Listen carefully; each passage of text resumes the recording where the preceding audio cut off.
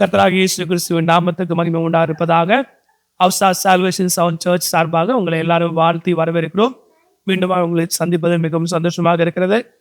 இந்த நாளில் வார்த்தைக்கு நேராக கடந்து போவதற்கு முன்பதாக நம்முடைய தலைகளை தாழ்த்தி கண்களை மூடினவர்களாக இருந்ததிலிருந்து தகப்பனை நோக்கி பார்ப்போமாக. பரிசுத்த ஆவியானவரே, இந்த நல்ல வேலைக்காக துதிக்கிறோம், ஸ்தோத்திரிக்கிறோம். ஆவியானவரே, அப்பா அடியனை மறைத்து கொள்ளுங்க. அண்டருப்பாம் நெப்பிலோடு இடைபடுவதாக உங்களுடைய வார்த்தை ஆண்டவர் அப்பா எங்களுடைய வாழ்க்கைக்கு ஒரு ஜீவனுள்ளதாய், எங்களுடைய வாழ்க்கையை புதுப்பிக்கிறதா, எங்களுடைய வாழ்க்கையை ஆசீர்வதிக்கிறதாயும், அந்த வார்த்தை எங்களுக்குள்ளாய் 30, 60, 100 பலன் தரத்தக்கதாயும், அன்றைய அந்த வார்த்தைக்கு நாங்கள் கீழ்ப்படிந்து எங்களை ஒப்பு கொடுக்கத்தக்கதாயும் எங்களுக்கு கிருபை தந்து நடத்தும்படியா ஜெபிக்கிறேன். அடியனை மறைத்துக் கொள்ளுங்க. பிள்ளைகளோடு இடைபடுவதாக, பெரிய காரியங்களை செய்வதாக. எல்லா துதிக்கான மகிமையும் உண்டாயிருக்கட்டும். இயேசு மூலம் ஜெபிக்கிறோம், ஜெபங்களும் நல்ல பிதாவே. ஆமேன், ஆமேன், ஆமேன். இந்த நாள் வார்த்தை நாம் பார்க்க போகிற வார்த்தை என்னவென்றால், எடுத்துக்கொள்வோம். நீதிமொழிகள் 23 அதிகாரம் 18 வசனம். உங்கள் வேதாகமத்தை திருப்பி நீதிமொழிகள் 23:18 உங்களுக்காக நான் வாசிக்கிறேன். நிச்சயமாகவே முடிவு உண்டு, உன் நம்பிக்கை வீண் போகாது. மறுபடியும் இன்னும் ஒரு விஷய வாசிக்கிறவங்களுக்காக, நிச்சயமாகவே முடிவு உண்டு, உன் நம்பிக்கை வீண் போகாது. நீதிமொழிகள் 23:18. இந்த நாளில கர்த்தர் உங்களையும் என்னையும் பார்த்து சொல்லுகிறது, உங்களுடைய நம்பிக்கை ஒரு நாளும் என்ன பண்ணாது, வீண் போகாது. அந்த நம்பிக்கைக்கு நிச்சயமாகவே முடிவு உண்டு. ஒரு நாளும் நீங்கள் சோர்ந்து போக வேண்டிய அவசியம் கிடையாது. உங்களுடைய வாழ்க்கையில, என்னுடைய வாழ்க்கையில இந்த நாள்ல நீங்க எதிர்பார்த்து இருக்கிற அந்த நம்பிக்கையான அந்த முடிவை எதிர்பார்த்து கொண்டிருக்கீங்களா, தேவனிடத்தில் நம்பிக்கை வைத்தவர்களாய், அந்த நம்பிக்கை வீண் போகாதபடிக்கு அந்த முடிவை கர்த்தர் என்ன பண்ண போகிறார்? உங்களுடைய வாழ்க்கையில், என்னுடைய வாழ்க்கையிலும் அந்த விடுதலை கர்த்தர் தரப்போகிறார். அந்த ஆசீர்வாதத்தை உங்களிடத்துல வாழ்க்கையில கடந்து வர பண்ண போகிறார். சரிங்களா? நிச்சயமாகவே முடிவு உண்டு. உங்களுடைய நம்பிக்கையும் என்னுடைய நம்பிக்கையும் வீண் போக செய்யாது. அதுல ஒரு நாளும் அதுல உங்களுக்கு சந்தேகம் வர வேண்டிய அவசியம் இல்லை. இந்த நீதிமொழி 23 அதிகாரம் 18 வசனம் தெளிவாக சொல்லுகிறது. இந்த வார்த்தை அடிக்கடி நாம் கேட்டதுண்டா இருக்கும். நிச்சயமாகவே முடிவு உண்டு, உங்கள் நம்பிக்கை வீண் போகாது. இந்த நாளில் உங்களுடைய இருதயத்தை பார்த்து, உங்களுடைய ஆத்மாவை பார்த்து நீங்க சொல்லுங்க, உங்களை நீங்களே பார்த்து சொல்லுங்க, நிச்சயமாகவே எனக்கு முடிவு உண்டு, என் நம்பிக்கை வீண் போகாது. உங்களுடைய நம்பிக்கையும் என்னுடைய நம்பிக்கை ஒரு நாள் என்ன பண்ணாது, வீண் போகாது. காரணம் என்ன தெரியுமா? நான் நம்பி இருக்கிறது மனுஷர்களே அல்லங்க, தேவாதி தேவனை, கர்த்தராகிய இயேசு கிறிஸ்துவை, வானத்தையும் பூமியும் படைத்தவரை நாம் நம்பி இருக்கிறபடினால, அவரிடத்திலிருந்து நமக்கு ஒத்தாசை வரும் சொல்லி நாம் எதிர்பார்த்து கொண்டிருக்கிறபடினால நிச்சயமாகவே முடிவு உண்டு. உங்க நம்பிக்கையும் என் நம்பிக்கையும் வீண் போகாது. இதனால இந்த வார்த்தைக்கு உதாரணமாக வேதத்துல இருந்து ஒரு சில காரியத்தை நம்ம என்ன பண்ண போறோம், பார்க்க போகிறோம். ஒரு வேதாந்த திருப்புங்க, மார்க்கு 10. அதுல கடைசி வசனம் 52 வசனம் சொல்லுது பாருங்க. அதுல வசனத்துல, இயேசு அவனை நோக்கி, நீ போகலாம், உன் விசுவாசம் உன்னை ரட்சித்தது என்றார். உடனே அவன் பார்வை அடைந்து வழியிலே இயேசுவுக்கு பின் சென்றான். உன் விசுவாசம் உன்னை ரட்சித்தது. இந்த சம்பவம் எல்லாருக்கும் நமக்கு தெரிந்த ஒரு சம்பவம். என்ன சம்பவம்? பரிதேமை குருடனுடைய சம்பவம். அதாவது வேதத்துல சொல்லப்பட்டிருக்கிற இந்த சம்பவத்தை குறித்து தெரியாதுன்னு நான் சொல்லுகிறேன். என்னன்னா, இயேசு கிறிஸ்துவ வாழ்ந்த நாட்களில் ஒரு இடத்துல அவர் கடந்து போய் கொண்டிருக்கிறார். அந்த இடத்துல கடந்து போய் கொண்டிருக்கும் பொழுது அங்க ஒரு மனுஷன் கண்கள் இழந்தவனாய், அதாவது குருடனாய் இருக்கிற மனுஷன் பிச்சை எடுத்து கொண்டிருக்கிறார்.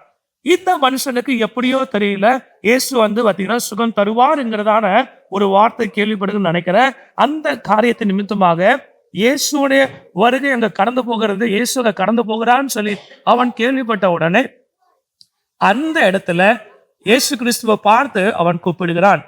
கூப்பிட்டு ஆண்டவர் என்ன பண்ணுகிறார், அவனுக்கு விடுதலை தருகிற சம்பவத்தை இந்த வேதத்தை நம்ம பார்க்க முடிகிறது. அடுத்த ஒரு சம்பவத்தை நம்ம பார்க்க போகிறோம். லூக்கா எழுதின சுவிசேஷம் 8 அதிகாரம், அதுல 48 வசனம். அவர் அவளை பார்த்து, மகளே திடன்கொள், உன் விசுவாசம் உன்னை ரட்சித்தது, சமாதானத்தோட போ என்றார். இந்த சம்பவத்திலையும் பாத்தீங்கன்னா ஒரு சகோதரி இருக்கிறார். அந்த ஒரு சம்பவம், முதல் சம்பவத்துல பார்த்தோம், ஒரு குருடன் இருந்தான். இந்த சம்பவத்துல ஒரு ஸ்திரீ இருக்கிறாள். அதாவது என்னன்னா, 12 வருடமாக தன்னுடைய சரீரத்துல ஒரு வியாதியோடு கூட பெரும்பாடோட இருக்கிறாள் என்று சொல்லி, அதாவது ஸ்திரீகளுக்குள்ள உண்டான அந்த ஒரு பாடுகளோடு கூட அவள் இருக்கிறதான அந்த காரியத்தை பார்க்க முடிகிறது. அதாவது 1 வருடம் இல்லை, 2 வருடம் இல்லை, கிட்டத்தட்ட 12 வருடங்கள் அந்த வியாதிக்காக அவர் அநேக காரியங்களை செய்திருக்கிறார். அவருடைய ஆஸ்தியெல்லாம் இழந்திருக்கிறார். அவருடைய ஆஸ்தியெல்லாம் செலவழித்து அதுக்கு மருத்துவம் செய்ய வேண்டும் என்று முயற்சித்து ஒரு இடத்திலும் காரியத்திலும் அவருக்கு விடுதலை உண்டாகாதபடிக்கு அவர் என்ன பண்ணுகிறார்? தன்னுடைய வாழ்க்கை எல்லாவற்றையும் இழந்தவளாய் காணப்பட்டு இயேசு கிறிஸ்துவான சுகத்தை தருகிறார் என்று சொல்லி அவள் கேள்விப்பட்டு ஒரு நம்பிக்கையோடு கூட என்ன பண்றா? போகிறா. போய் அவருடைய கர்த்தருடைய இயேசு கிறிஸ்து அந்த போகிற இடத்துல அவள் பின்னாக கடந்து சென்று அவருடைய வஸ்திரத்தின் தொங்கலை தொட்ட மாத்திரத்துல இயேசுவிடத்திலிருந்து வல்லமை புறப்பட்டு அவள் என்ன பண்ணப்படுகிறார்? சுகத்தை பெற்றுக் கொள்கிறார். அப்பொழுதுதான் ஆண்டவர் அவளை பார்த்து சொல்லுகிற அந்த வார்த்தை 48ஆம் வசனம், அவர் அவளை பார்த்து, மகளே திடன்கொள், உன் விசுவாசம் உன்னை ரட்சித்தது, சமாதானத்தோட போ என்றார். இந்த நாளில கர்த்தராகிய இயேசு கிறிஸ்துவர் எதிர்பார்த்து அவரிடத்தில் நன்மை பெற்றுக்கொள்ள வேண்டும் என்று சொல்லி நம்பிக்கையோடு காத்து கொண்டிருக்கிற உங்களுடைய வாழ்க்கையிலும் என்னுடைய வாழ்க்கையிலும் நிச்சயமாகவே முடிவு உண்டு. உங்களுடைய நம்பிக்கை ஒரு நாளும் அவர் என்ன பண்ண மாட்டார்? வீண் போக விட மாட்டார். நீங்க எதிர்பார்த்திருக்கிற நன்மைகளை, நீங்க எதிர்பார்த்திருக்கிற ஆசீர்வாதங்களை, நீங்க எதிர்பார்த்திருக்கிற முடிவுகளை தரும்படியாக கர்த்தர் கிரியைகளை செய்ய அவர் ஆயத்தமா இருக்கிறார். இந்த நாள்ல நீங்கள் திடன் கொண்டவர்களாய் நிச்சயமாக முடிவு உண்டிய நம்பிக்கை வீண் போகாது என்று சொல்லி திடமனதில் உள்ளவர்களாய் இருக்கும்படியாக கர்த்தர் உங்களை பார்த்து உற்சாகப்படுத்துகிறார். இந்த நாள் இந்த வார்த்தையின் மூலமாக உங்களை பலப்படுத்த விரும்புகிறார். இந்த 2 சம்பவத்திலும் பார்த்தீங்கன்னா நடக்கிற ஒரு முக்கியமான காரியத்தை இந்த நாள் நம்ம பார்க்க போகிறோம். என்னன்னு பார்த்தீங்கன்னா, அந்த பரிதிமை குருடன், அந்த குருடனுடைய வாழ்க்கையில நடந்த ஒரு சம்பவத்துல பார்த்தீங்கன்னா, அவன் ஆசீர்வாதத்தை பெற்று கொண்டான், சரிதான். அந்த சம்பவத்துல நடக்கிற ஒரு காரியத்தை பாருங்க. என்னன்னு பார்த்தீங்கன்னா, அவன் இயேசுவை பார்த்து கூப்பிடுகிறான், இயேசுவே எனக்கு இறங்கும் அப்படின்னு சொல்லி கூப்பிடுகிறான். அப்போ அவங்க கூட இருக்கிற ஜனங்க என்ன பண்றாங்கன்னா, அவனை பார்த்து அதட்டுகிறார்கள். நீ பேசாத, நீ சத்தம் போடாத, நீ அமைதியாரு அப்படின்னு சொல்லி அவனை அதட்டி அவனை சத்தம் இல்லாம ஆக்குறதுக்கு முயற்சி செய்யறாங்க. ஆனா அவன் பாக்குறங்க என்ன பண்றான்னா, முன்னிலும் அதிக சத்தமாய் தாவீதின் குமாரனே எனக்கு இறங்கும் என்று சொல்லி முன்னிலும் அதிக சத்தமா என்ன பண்றான்? இயேசுவை பார்த்து கூப்பிடுகிறான். இயேசு இடத்துல பார்த்து கூப்பிட்ட உடனே இயேசு அவனை கூப்பிட்டு அவனுக்கு என்ன பண்றாரு? சுகத்தை தருகிறார். இந்த 2வது சம்பவத்துல பாத்தீங்கன்னா, அந்த பெரும்பாடுள்ள ஸ்திரீக்கு பாத்தீங்கன்னா போகும் பொழுது அங்க அநேக கூட்ட நெரிசல் இருக்கிறது. அநேக ஜனங்கள் என்ன பண்ணிட்டு இருக்காங்க? இயேசுவை நெருக்கி கொண்டிருக்கிறாங்க. அந்த நெருக்கி கொண்டிருக்கிற சமயத்துல எப்படியாவது எனக்கு இயேசு இடத்துல விடுதலை வேணும்னு சொல்லி நம்பிக்கையோடு கூட அவருக்கு பின்னதாக கடந்து சென்று அட்லீஸ்ட் அவருடைய வஸ்திரத்தை நான் தொட்டா போதும், எனக்கு என்ன பண்ணப்படும்? சுகம் கிடைக்கும்னு சொல்லி அந்த நம்பிக்கையோடு கூட போறா. நம்பிக்கையோடு போய் ஆசீர்வாதத்தை பெற்றுக்கொள்கிறா. நம்முடைய வாழ்க்கையில, அநேகரோட வாழ்க்கையில நாம் நம்பிக்கையோடு இருக்கிறோம், அதுல எந்த சந்தேகம் கிடையாது. இயேசுவை நம்பி எதிர்பார்த்து கொண்டிருக்கிறோம். ஆனா சில வேளைகள் இல்ல, இந்த பரிதிமை குருடன், அந்த குருடனுடைய வாழ்க்கையில் நடந்த சம்பவத்தை உதாரணம் எடுத்து பார்க்க போனா, அவன் ஃபர்ஸ்ட் கூப்பிடும் பொழுது என்ன வருது? ஒரு தடை வருது. அவன் என்ன பண்றாங்க? அதட்டுறாங்க. நீ கூப்பிடாத, சத்தம் போடாத அப்படின்னு சொல்றாங்க. நம்முடைய வாழ்க்கையில பாத்தீங்கன்னா, நம்ம இயேசுவை நோக்கி கூப்பிடும் பொழுது, தேவனை நோக்கி எதிர்பார்த்து காத்திருக்கும் பொழுது உன் ஜெபம்லாம் எங்க கேட்கப்படும்? நீ ஜெபிச்சா எங்கேயா நடக்குமா அப்படின்னு சொல்லி உங்களை பார்த்து யாராவது சொல்லியிருப்பாங்கன்னா சோர்ந்து போகாதீங்க. உங்க ஜெபத்தை நிச்சயமாய் அவர் கேட்பார். காரணம், நீங்க விசுவாசத்தோட நம்பிக்கையோடு கூட அவரை நோக்கி பார்த்துறீங்கல்ல, நிச்சயமாகவே உங்க நம்பிக்கை என்ன பண்ணாது? வீண் போகாது. அதுல எந்த சந்தேகம் கிடையாது. நீங்க படிச்சவங்களோ படிக்காதவங்களோ நீங்க எந்த சூழ்நிலை இருக்கீங்க எனக்கு தெரியாது, அது உங்களுக்கு ஆண்டவருக்கு மட்டும்தான் தெரியும். இந்த குருடர் பார்த்தீங்கன்னா பிச்சை எடுத்து கொண்டு இருக்கிற அவருடைய வாழ்க்கையில பெரிய செல்வந்தனோ பெரிய ஒரு ஆஸ்தியை படைத்தவனோ கிடையாது. ஒரு இடத்துல நின்று பிச்சை எடுத்துக்கொண்டு குருடா இருக்கிற ஒரு சம்பவத்தை நம்ம பார்க்க முடிகிறது. அவனுக்கு ஆண்டவர் இறங்கு வாரானா, அவர் மேல் நம்பிக்கை வைத்திருக்கிற உங்களுக்கும் நிச்சயமாக என்ன பண்ணுவாரு? ஆண்டவர் இறங்கி காரியத்தை செய்வாரு. உங்களுக்கு இப்படி எதிர்மறையா பேசுறாங்களோ உங்களை பார்த்து, அவங்கள பார்த்து நீங்க சொல்லுங்க, நிச்சயமாகவே எனக்கு முடிவு உண்டு. என் நம்பிக்கை என்ன பண்ணாது? ஒரு நாளும் வீண் போகாது. தடை வரும் பொழுது உங்களை பார்த்து மற்றவங்களை குறை சொல்லி உங்களுடைய ஜெபத்தை கண்டினியூ பண்ண, அதாவது தொடர முடியாதபடிக்கு தடை பண்ணுறாங்கன்னா அவங்கள பார்த்து சொல்லுங்க, நிச்சயமாக எனக்கு என்ன உண்டு? முடிவு உண்டு. நீங்க சோர்ந்து போகாதீங்க, நீங்க சோர்ந்து போகாதீங்க. அவங்க சொல்ற வார்த்தையை பார்த்து நீங்க கலங்கி போய் நிக்காதீங்க.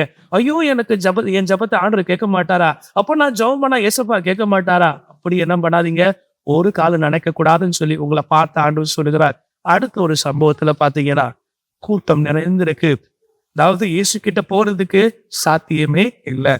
இந்த பெரும்பாலான ஸ்திரீ அநேக காரியங்களை செய்து தன்னுடைய வாழ்க்கை எல்லாவற்றையும் இழந்தவளா இருக்கும் பொழுது அவ என்ன பண்ணிருக்க மாட்டான். நிச்சயமாக அவ ஒரு சௌகரியமா ஒரு சமாதானமா ஒரு தைரியமா இயேசுவிடத்துல கிட்ட போறதுக்கு அவளுக்கு வாய்ப்பு இல்லாம இருந்திருக்கும். அவருடைய சரீரத்துல என்ன வந்திருக்கும், ஒரு சில நேரம் உதாரணமா சொல்ல போனா அவளுக்கு ஒருவேளை அவ சரியான வசனம் உடுத்துறதுக்காம இருந்திருக்கலாம். அவளுடைய சரீரத்துல ஒரு நாட்சியம் எடுத்து கொண்டிருக்கலாம்.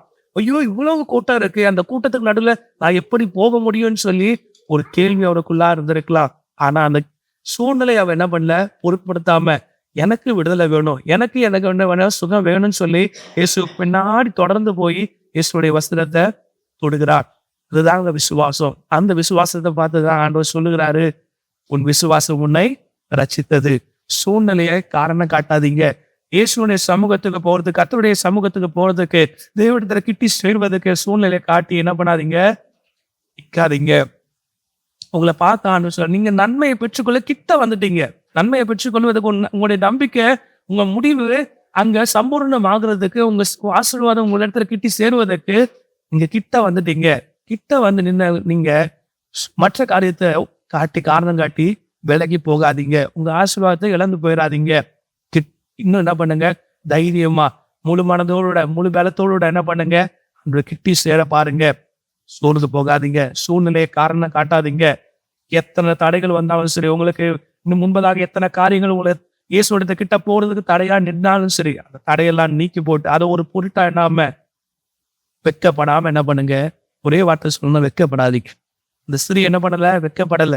இந்த ஸ்திரீ என்ன பண்ணல, ஐயோ எல்லாரும் முன்னாடி நான் இப்படி போய் நான் நிக்கிறது என்ன, நான் இப்படி வெளிப்படுத்துறது அப்படின்னு சொல்லி நிக்கல. அவங்க போறா, வஸ்திரத்தை தொடுறா. அடுத்து சுகம் பெற்ற பிறகுதான் ஆண்டவர் கேட்கிறாரு, என்ன இடத்துல இருந்து வல்லமை புறப்படுது, என்ன யார் தொட்டதுன்னு சொல்லி கேட்கும் பொழுதுதான் அப்போதான் அவன் என்ன பண்ற, நடுங்கி கொண்டு வருகிறார். இந்த நாள் உங்களை என்னை பார்த்து ஆண்டவர் சொல்லுகிறது, என்னிடத்துல வருகிறதுக்கு நேரப்படாதீங்க, தயங்காதீங்க. விசுவாசத்தோட இடத்துல வருவீங்களாண்ணா, என்னிடத்துல நம்பிக்கையோடு நீங்க வருவீங்களாண்ணா, உங்க நம்பிக்கை ஒரு நாள் என்ன பண்ணாது, வீண் போகாது. நிச்சயமாக வேண்டாம் உண்டு, உங்களுக்கு முடிவு உண்டு. உங்களுடைய ஆசீர்வாதத்தை அவர் தருவதற்கு ஆயத்தமா இருக்கிறார். இந்த 2 சம்பவத்துல எனக்கு 2 உதாரணம். அதாவது உங்களுக்கு உங்களுடைய ஜபத்தை தடை பண்ணும்படியாக உங்களை பாத்தீங்கன்னா அவங்க மட்டுப்படுத்தி உங்களுடைய ஜபம் கேட்கப்படாதுன்னு சொல்லி உங்களை நெகட்டிவான தாட்டுக்குள்ள கொண்டு போய் உங்களை உங்களுடைய ஜபத்தை கண்டினியூ பண்ண விடாம, தொடர முடியாம தடை செய்யறாங்கன்னா, மற்ற யாராவது தடை செய்யறாங்கன்னு சூழ்நிலை உங்களை அப்படியா தடை செய்யுதுன்னா சோர்ந்து போகாதீங்க. என் ஜபத்தை என் தெய்வம் கேட்பாருன்னு சொல்லி முன்னதாக என்ன பண்ணுங்க, உங்க ஜபத்தை தொடர்ந்து செய்யுங்க. நிச்சயமாக ஒரு நாள் வருங்க, அந்த நாள்ல உங்களுடைய ஆசீர்வாதத்தை நீங்க என்ன பண்ணுவீங்க, சுதந்திரத்துக் கொள்ளுவீங்க. உங்களுடைய விசுவாசம் தான் உங்களை ரட்சிக்கும். நிச்சயமாகவே முடிவு உண்டு. உங்களுடைய நம்பிக்கை வீண் போகாது. ஒரு நாளும் சோர்ந்து போகாதீங்க. ஐயோ இத்தனை நாளா நான் காத்து கொண்டிருக்கிறேன்னு, இத்தனை நாளா நான் வேதனைப்பட்டு கொண்டிருக்கிறேன், இத்தனை நாளா நான் ஜெபித்து கொண்டிருக்கிறேன், என் ஜபம் என்னைக்கு கேட்கப்படும்னு சொல்லி அங்கலாய்த்து கொண்டிருக்காதீங்க. நிச்சயமாகவே என்ன பண்ண உண்டு, முடிவு உண்டு. உங்க நம்பிக்கை வீண் போகாது.